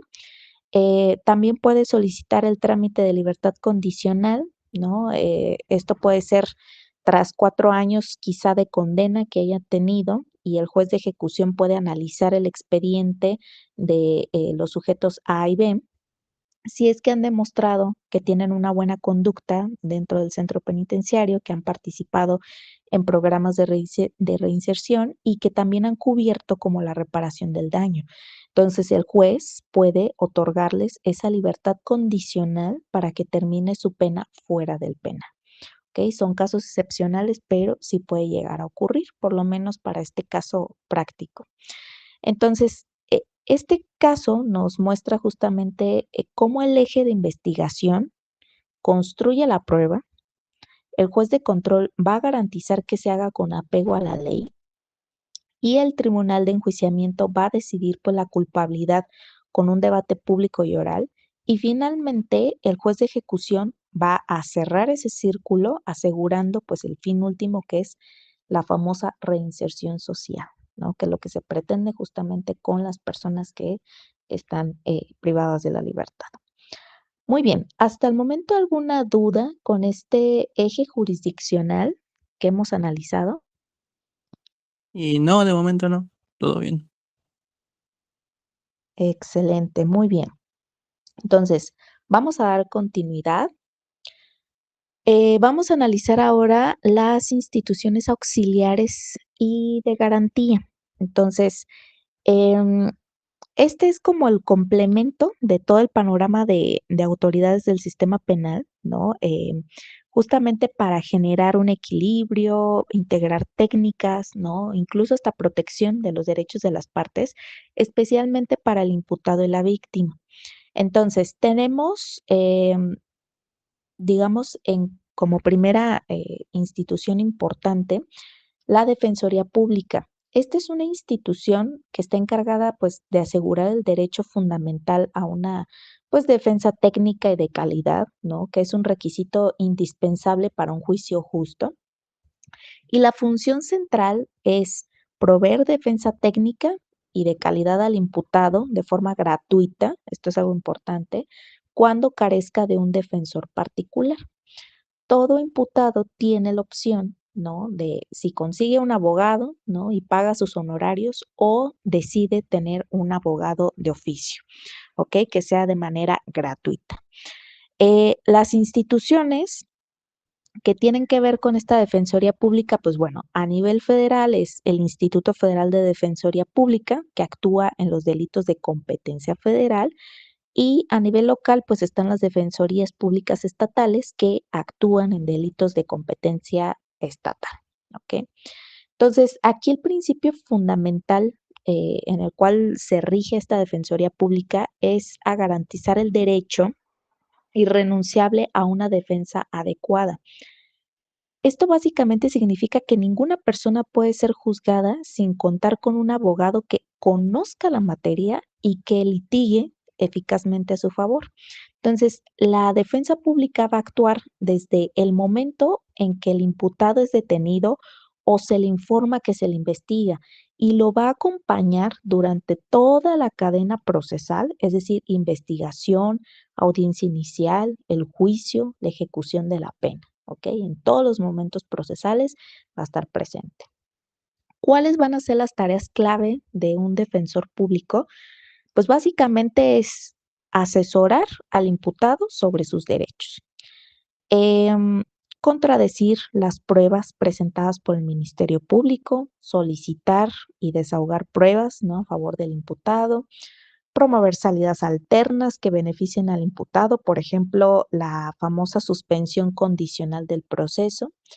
Y finalmente, la última tarea de un abogado defensor público, pues sería apelar las resoluciones judiciales que considere contrarias a derecho. ¿Ok? Esto por una parte en cuanto a la defensoría pública. Mucho también se ha comentado que, pues bueno, lastimosamente, por lo menos a nivel local, es decir, la defensoría que tenemos aquí en Michoacán, pues es que está muy saturada, ¿no? Hay una alta demanda, obviamente, de personas que no cuentan con los recursos suficientes para tener una defensoría privada y pues la alta demanda de casos genera pues obviamente que esta institución no pueda abordarlos de manera eficiente y que además pues bueno, esto también se debe pues a una insuficiencia presupuestaria que pues no permite la contratación de más abogados que sean defensores públicos.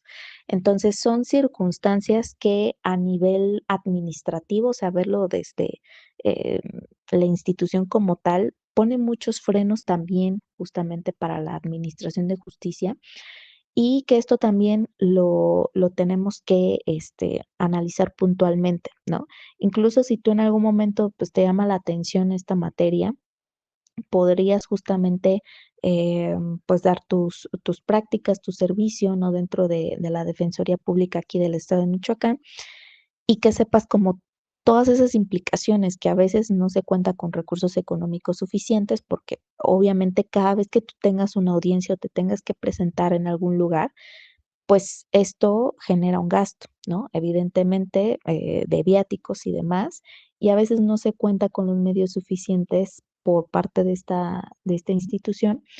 Y también hay muy pocos abogados para atender una alta demanda de casos. ¿no? Entonces, sí son circunstancias muy penosas, pero hay que entender que existe esta institución como garante justamente de los derechos de las personas.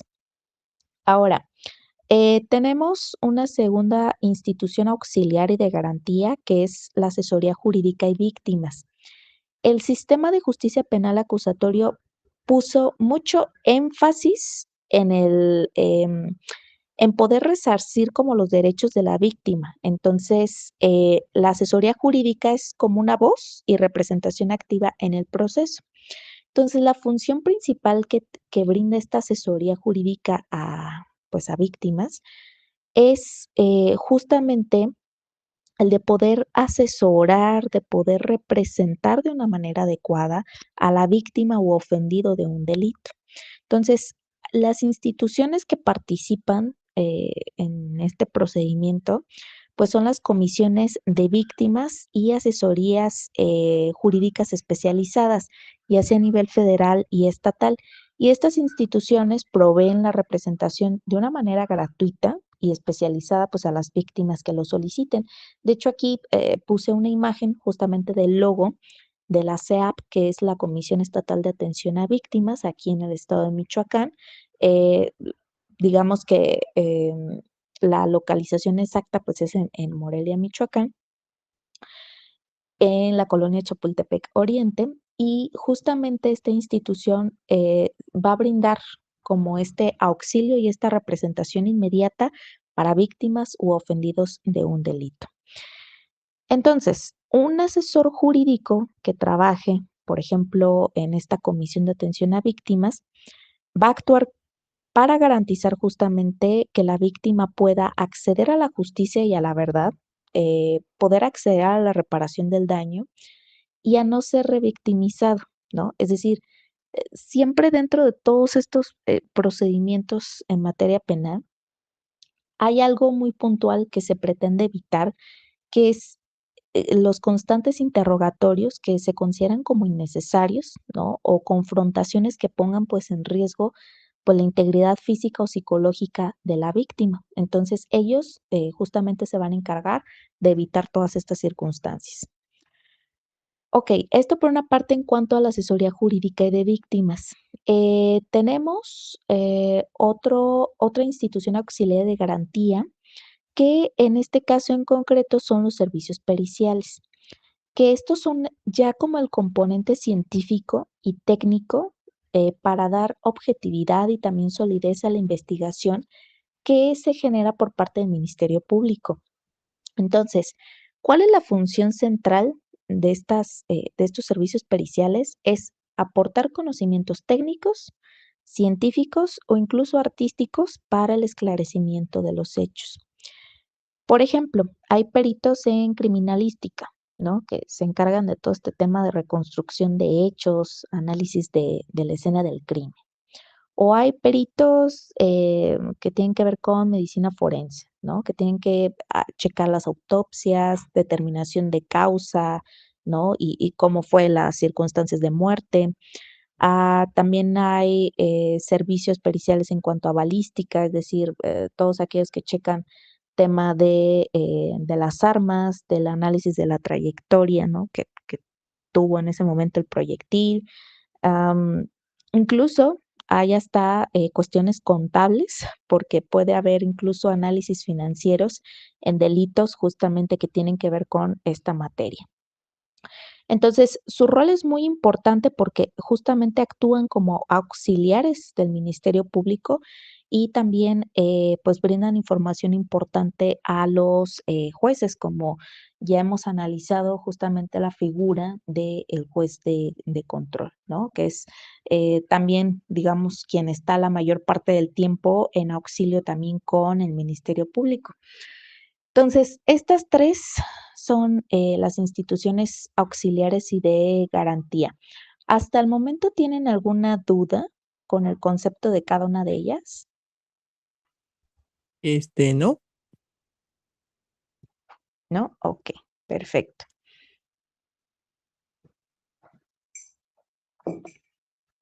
Ok, hay un caso práctico para que nos quede como que un poquito más claro el actuar, ¿no? Y la representación que tiene y incluso el impacto que tiene estas instituciones auxiliares y de garantía. Y este caso tiene que ver con cuestiones de fraude procesal y daño patrimonial.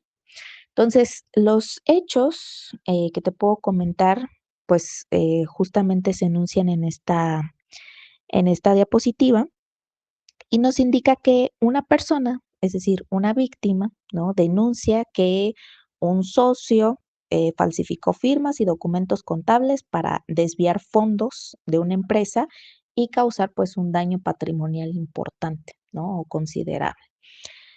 Entonces, obviamente, aquí ya identificamos que la persona que presentó la denuncia ya se le da esta denominación de víctima. Entonces, ¿qué necesita la víctima? Pues una representación. Entonces, esta víctima va a ser asesorada, va a ser representada, ¿no? Esto porque hubo una denuncia de por medio, una denuncia formal ante el Ministerio Público y pues bueno, también se le va a exigir justamente pues la aplicación inmediata de medidas de protección y congelación preventiva pues de las cuentas, ¿no? Para este caso en concreto, para que no se pueda desviar más los fondos de la empresa. Esta solicitud se le va a dar parte justamente al juez de control, como ya lo hemos mencionado en otros ejemplos, y que esto es algo importante. Recuerda que el Ministerio Público no puede, digamos, otorgar como estas medidas sin la autorización del juez de control. Entonces, justamente para que esta víctima no siga teniendo como estas dificultades, ¿no? Con los fondos que tiene pues la empresa, se le solicita al juez de control pues justamente esta congelación preventiva de cuentas. Posteriormente se va a abrir una carpeta de investigación, ¿no? Por la obvia naturaleza del delito y su primera orden que va a tener a la policía de investigación será solicitar un peritaje de grafoscopía y otro en contabilidad, que fue justamente lo que te comenté hace un momento. Entonces, los peritos de grafoscopía van a analizar esas famosas firmas falsificadas y van a concluir que fueron elaboradas por el imputado, ¿ok? Por otra parte, los peritos en contabilidad van a realizar una auditoría forense para determinar justamente el monto exacto del daño patrimonial, es decir, cuánto y cómo se cometió pues este fraude, ¿ok? Entonces, posteriormente se va a ejecutar órdenes por parte del Ministerio Público como algunos citatorios o la obtención de copias certificadas de sus libros contables, de las actas notariales e incluso de registros bancarios. ¿Esto para qué? Para completar justamente la carpeta de investigación.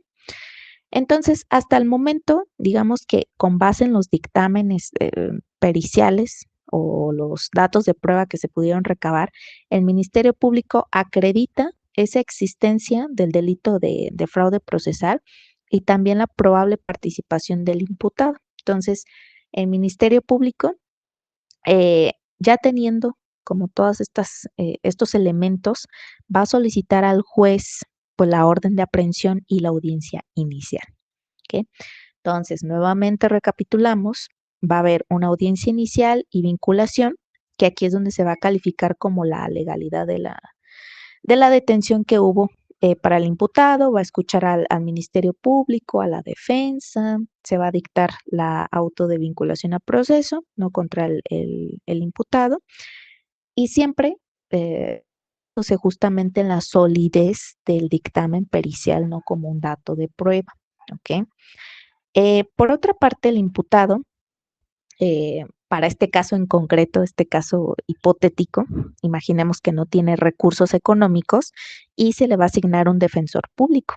Entonces, este solicita una pericial de defensa, ¿no? Para contradecir como todos los hallazgos que haya podido localizar el Ministerio Público y va a ejercer el famoso principio de contradicción, ¿ok? Entonces, es poner en tela de juicio todo aquello que ha recabado el Ministerio Público hasta el momento para demostrar la inocencia del imputado.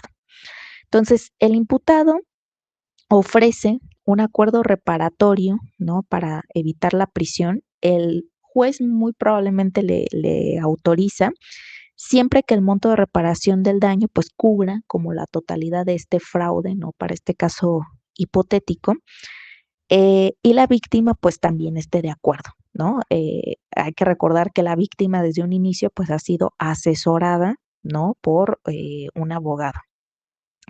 Entonces, hasta el momento, digamos que el imputado, al ver la contundencia, digamos, de todas las pruebas periciales por parte de la fiscalía, va a aceptar un procedimiento abreviado, eh, esto con la condición de reparar el daño en su totalidad, ¿ok? Entonces, ¿qué pasa si sucede este escenario de que él, pues, básicamente se echa la culpa, de que acepta esta condición de la reparación del daño? Pues justamente al no ver pues un juicio oral, el juez de control está calificado o está facultado justamente para llevar el procedimiento abreviado. Se le va a dictar una sentencia de condena o una pena más reducida al imputado y en este caso pues aceptar el cumplimiento de ese daño patrimonial que ejerció. Posteriormente, el juez de ejecución va a asumir el control de la sentencia que se le haya dictado a este imputado, va a vigilar que el imputado pues cumpla, ¿no? Con los pagos de la reparación del daño y va a monitorear todo ese cumplimiento pues de cualquier otra condición que le hayan impuesto. En dado caso de que él incumpla, el propio juez de ejecución puede revocar esos beneficios que se le otorgaron al imputado y ordenar su reingreso a prisión, ¿ok? Entonces, este caso ya nos muestra justamente cómo funciona el sistema, ¿no? Eh, ¿Por qué? Porque aquí este caso en concreto dependió mucho del peritaje, si te diste cuenta, y que está muy relacionado con las instituciones auxiliares y de garantías que analizamos en cuanto a los servicios periciales. Este caso se basó en eso, en las pruebas técnicas que fueron como ese motor de convicción. También aquí se garantizaron derechos porque la Defensoría Pública permitió al imputado pues acceder justamente a ese contraperitaje que en su momento pudo acceder y el asesor jurídico pues aseguró la reparación de la víctima. Eh, este caso también lo que permitió es fomentar soluciones alternas porque el paso, el, digamos, de la prueba pericial, pues llevó justamente a la terminación anticipada del proceso, que fue mediante el famoso procedimiento abreviado y demostró eh, que el objetivo no es únicamente el llevar un imputado a la cárcel, sino que también puede haber una resolución del conflicto a través de la reparación del daño. Entonces, ya con este análisis, pues justamente ya hemos abarcado pues todos los ejes más importantes que hemos analizado hasta el momento. Ok, ¿alguna duda hasta el momento?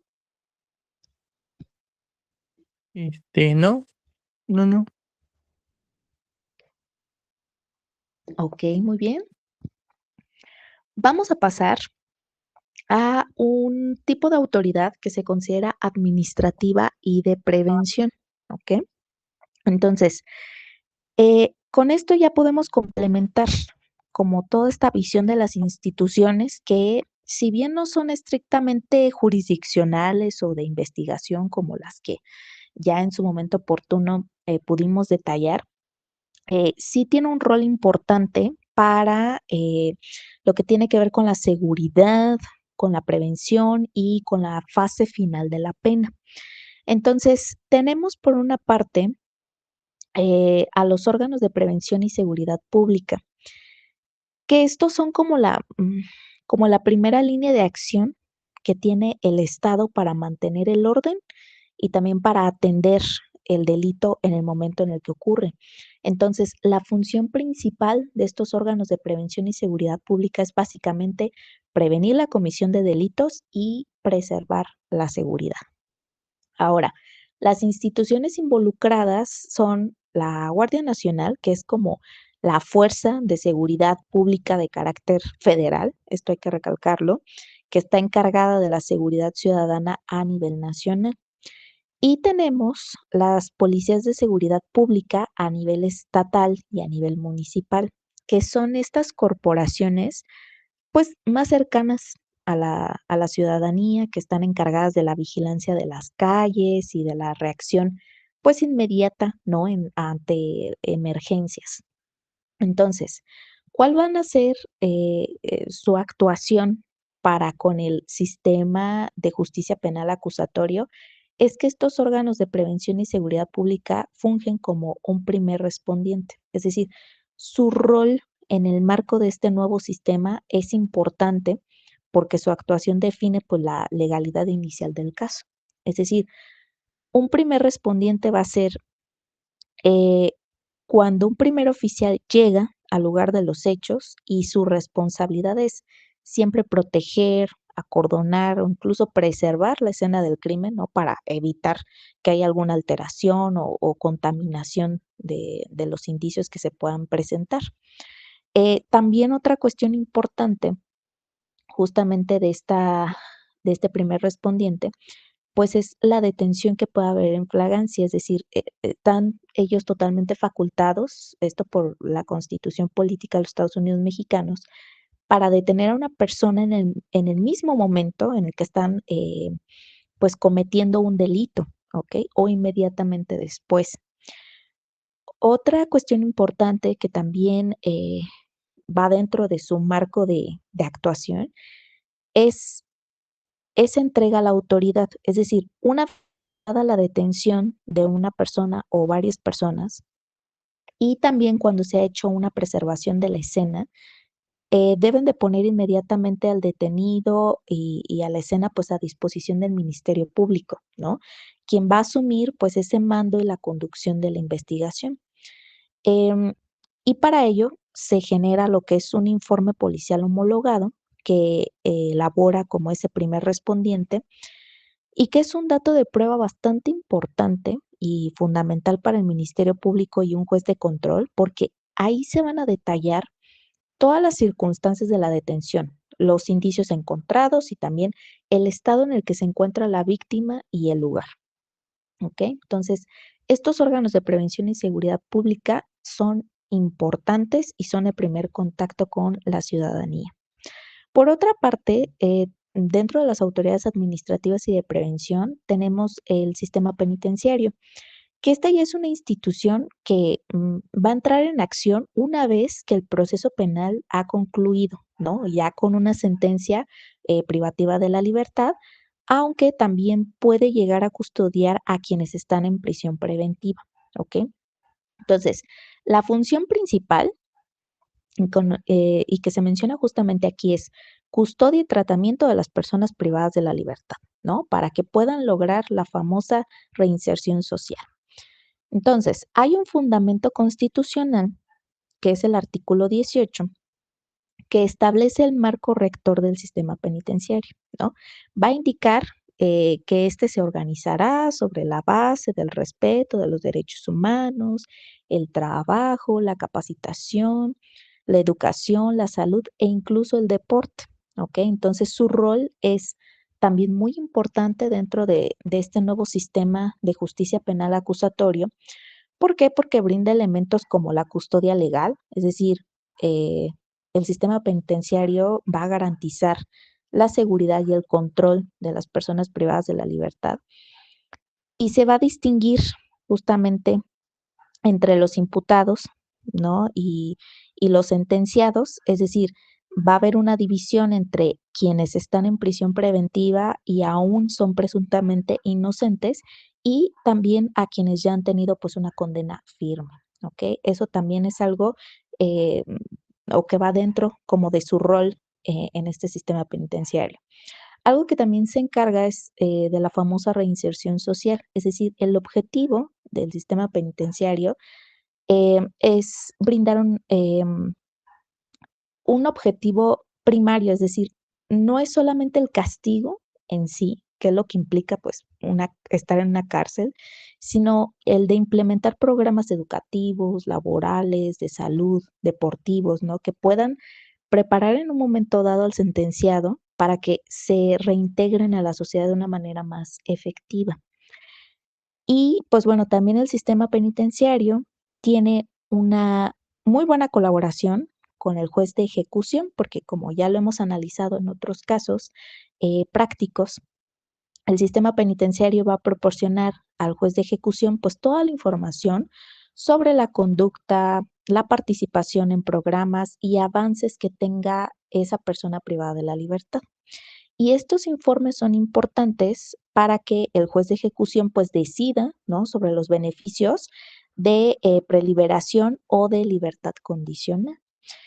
Entonces, en resumen, digamos que estos órganos de prevención son como una entrada al sistema penal para atender la emergencia y asegurar como la prueba inicial, mientras que el sistema penitenciario va a ser la parte de la salida, ¿no?, que se va a encargar de que la fase final de la pena pues se cumpla, ¿no?, en función constitucional a la reinserción social que se pretende. Entonces, ya con todos estos elementos, eh, justamente nos queda como más claro ese flujo, ¿no?, de intervención cronológica de las autoridades que tienen que ver pues en materia penal, ¿ok? ¿Alguna duda hasta el momento? No, ninguna. Ok, muy bien. Tenemos aquí nada más un caso práctico, nada más para que nos quede un poquito más claro, ¿no?, respecto a la función que tienen estas autoridades administrativas y de prevención. Tenemos sobre el primer respondiente, ¿no?, y el control de legalidad. Y aquí lo que nos indica este caso es que a las 2 de la mañana, una patrulla de la policía municipal es alertada sobre una riña en la vía pública y al llegar, pues observan a una persona, que en este caso se le considera el imputado, pues golpeando gravemente a otra, que es la víctima, quien yace pues ya inconsciente, ¿ok? Entonces, ¿qué va a pasar con esta circunstancia o este caso en concreto? Pues bueno, aquí hay una acción clave por parte del primer respondiente y la detención justamente en flagrancia, es decir, van a detener al imputado en el acto y se va a solicitar una ambulancia para la víctima. Se va a acordonar la zona, es decir, la banqueta o la parte de la calle donde se haya llevado el hecho, para preservar como todos los indicios, ya sea que haya manchas de sangre, que haya habido objetos utilizados en el momento de la agresión, etcétera. Posteriormente, se va a elaborar el famoso informe policial homologado, es decir, se va a documentar la hora, el lugar, las circunstancias de la detención e incluso de los derechos, ¿no?, leídos al imputado y el estado de los indicios. Entonces, este informe policial homologado va a ser ese dato de prueba inicial para la fiscalía, ¿ok?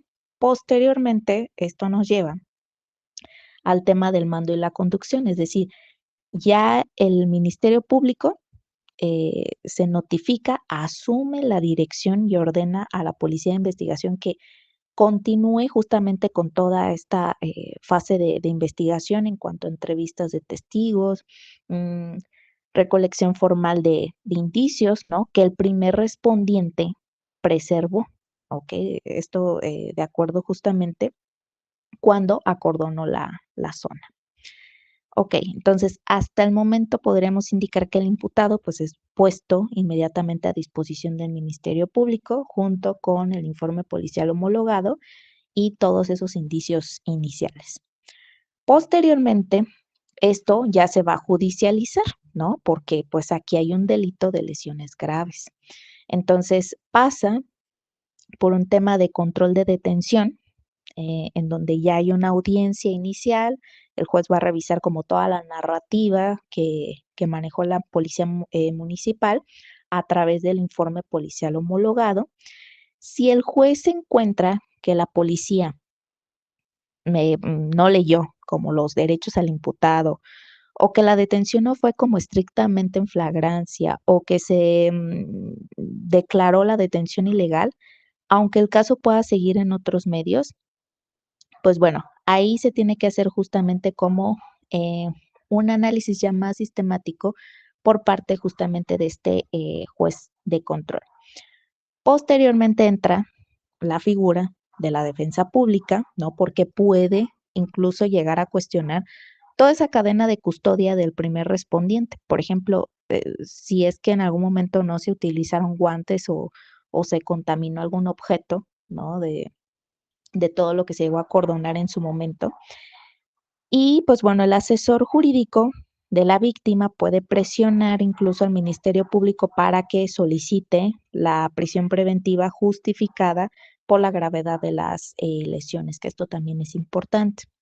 Entonces, el juez, considerando el tema de la gravedad del riesgo, pues puede dictar esa prisión preventiva justificada, vincular a proceso al imputado por el tema de lesiones graves y el imputado pues es trasladado a un centro penitenciario. Entonces, aquí hasta el momento esta es la fase, ¿no? En donde el imputado pues es custodiado por el sistema penitenciario, pero bajo la categoría justamente de imputado de prisión preventiva. Entonces, esto muy importante para tomarlo en consideración. ¿Por qué? Porque, bueno, ya hemos analizado justamente cuando nos adentramos al tema del sistema penitenciario, que ellos llevan todo el tema de la custodia y el tratamiento del sentenciado del imputado. Entonces, aquí básicamente lo que se pretende es que se le brinden las condiciones suficientes, como ya hemos mencionado, en cuanto a que tenga un lugar digno, que tenga una alimentación adecuada, que se le brinde, pues vaya, las circunstancias más esenciales, digamos, para su subsistencia. Entonces, también el centro penitenciario se va a encargar de asignarle programas de trabajo, capacitación, educación, que esto corresponde a lo que ya analizamos del artículo 18 constitucional. Digamos, hipotéticamente hablando, para este caso, si 3 años después el imputado solicita la libertad anticipada, el juez de ejecución va a convocar a una audiencia. Entonces, el juez puede evaluar si es que el imputado cumplió, digamos, con la porción mínima de la pena, que el penitenciario certificó que esta persona pues tuvo una buena conducta, participó en programas y bajó como el riesgo de reincidencia y que además se hace responsable de la reparación del daño de la víctima.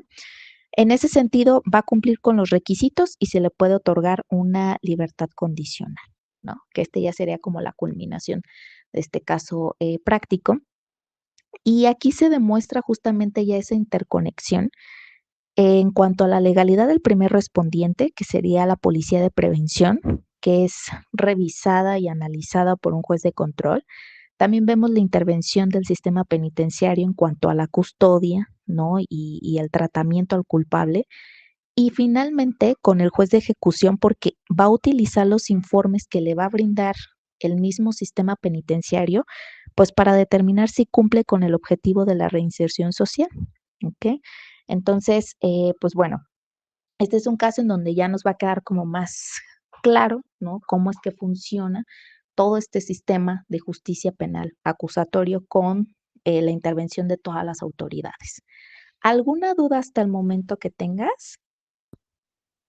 No, no, no. ¿No ninguna? No. Ok, Emilio, muy bien. Entonces, llegamos ya a la última diapositiva, que es abordar algunas conclusiones y retos que todavía tiene este sistema penal acusatorio. Si bien es cierto, todo este proyecto fue bastante ambicioso, basado en derechos humanos, en estándares internacionales y también mucho tiene que ver con la demanda y presión social que hubo en su momento, por eso es que se llevó a cabo la reforma en el año 2008. Sí hay cuestiones que pues todavía siguen en el aire que sí se prestan justamente a un análisis más detallado. Entonces, eh, digamos que la primer conclusión y reto también para este sistema, pues sería esa interconexión como la base del sistema. como ya lo hemos analizado en los casos prácticos, todo es una cadenita, ¿no? Eh, entra una figura, sale esa figura, entra otra, pero todo es como de manera como muy consecutiva. Entonces, el éxito para este sistema de justicia penal acusatorio depende obviamente de la coordinación, del respeto de las facultades de cada una de las instituciones. Y esto significa que el proceso penal no es una serie de, pues, de pasos aislados, sino que realmente lo debemos de ver, pues, como un engranaje, ¿no? Donde si falla una pieza, pues, afecta todo el demás sistema. Entonces, si la policía de investigación, digamos, rompiera con la cadena de custodia, pues, el juez de control podría declarar nula la prueba, ¿no? O, por ejemplo, si el Ministerio Público no integra correctamente, la investigación, el tribunal de enjuiciamiento tendrá que dictar una sentencia absolutoria, ¿no? ¿O qué pasa si el sistema penitenciario no respeta los derechos humanos? Pues bueno, el juez de ejecución podría intervenir para corregir esa situación. Entonces, sí, el tema de la legalidad, la eficiencia son resultado justamente de la actuación coordinada, ¿no? Y técnica de todas las autoridades, desde el policía municipal, que en este caso es el primer respondiente, hasta, pues, justamente el juez de ejecución, que es como la última figura, ¿ok? Digamos, una segunda conclusión y reto, pues, es la evolución constante, es decir, todo ese dinamismo jurídico que puede llegar a existir, porque la dinámica del derecho penal mexicano sí exige que, pues bueno, los futuros abogados siempre se mantengan bastante actualizados en cuanto a la legislación. Por ejemplo, el Código Nacional de Procedimientos Penales y también la jurisprudencia que emana de ello. Entonces, el sistema de justicia penal acusatorio es relativamente un sistema joven, porque si inició en el 2008, pero realmente empezó a cobrar vida hasta el año 2016, pues quiere decir que no tenemos tantos años con este sistema. Entonces, sigue en proceso de maduración. Por ello es que el análisis pertinente del Código Nacional de Procedimientos Penales y la jurisprudencia, que la jurisprudencia son estos criterios emitidos por la Suprema Corte de Justicia de la Nación y los tribunales colegiados, que van a interpretar y modificar la normativa. Siempre debemos de tener muy presente pues todas estas actualizaciones, ¿no? Ya como una obligación profesional. Entonces, sí, esta evolución constante y este quehacer de nosotros como abogados, de estar como a la vanguardia, es importante. Y finalmente, el reto central que se tiene contemplado es el equilibrio entre la persecución y derechos.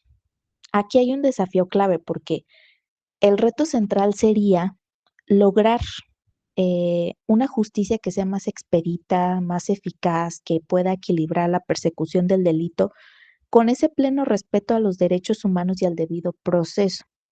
Entonces, para lograr que los casos se resuelvan con esta celeridad, con principios de concentración, de continuidad, reducir la impunidad y garantizar la reparación del daño a las víctimas, sin duda alguna es de los principales retos para este sistema de justicia penal acusatorio, pero que aparte se pueda asegurar que esto se logre sin violar la presunción de inocencia y garantizar el derecho a una defensa adecuada, esto por medio de la institución que analizamos, que es la Defensoría Pública, y pues el control judicial sobre los actos de investigación.